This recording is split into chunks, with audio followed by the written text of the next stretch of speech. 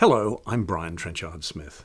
In every great director's career, there is at least one studio executive who tries to stop his film being made, predicts its failure, then grabs the glory when the movie is a big success.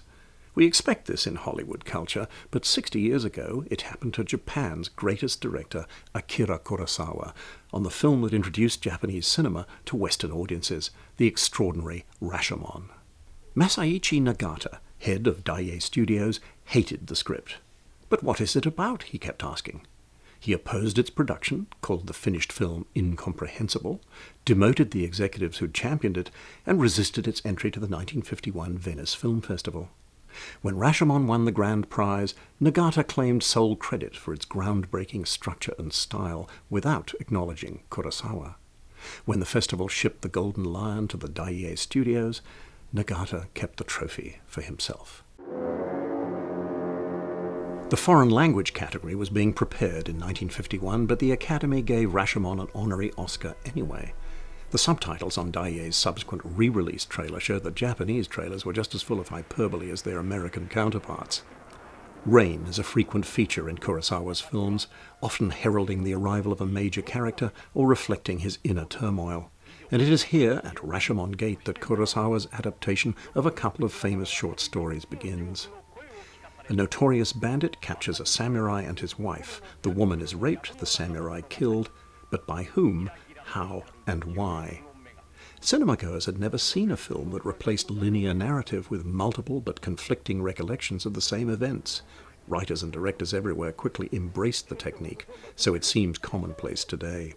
Pulp Fiction, The Usual Suspects, Run Lola Run are three of my favorites, but in 1951 the impact of Rashomon's innovative storytelling on critics and audiences alike was sensational.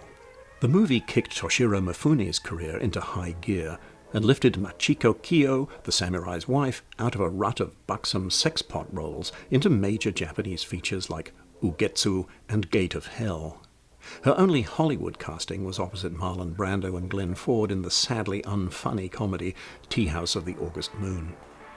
Despite a small cast and 3 basic locations, Rashomon still cost $140,000, about twice the average for those times. Aware of the studio's anxiety, Kurosawa shot the film quickly and on budget, which was not always the case in his early career. Perhaps efficiency was also motivated by a desire to get out of the sweltering heat of the Nara Mountains where most of the picture was shot, an area crawling with leeches which would drop out of the trees onto cast and crew.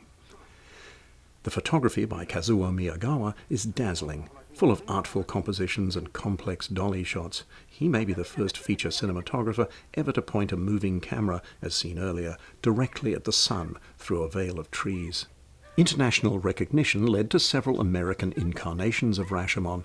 In 1959 it became a Broadway play with Rod Steiger as the bandit and Claire Bloom as the samurai's wife. The play was adapted as a television drama directed by Sidney Lumet. In 1964, director Martin Ritt turned it into a western entitled The Outrage, with Paul Newman emulating the Toshiro Mifune performance as a wild-eyed Mexican bandito. But the transfer to the Old West feels clunky.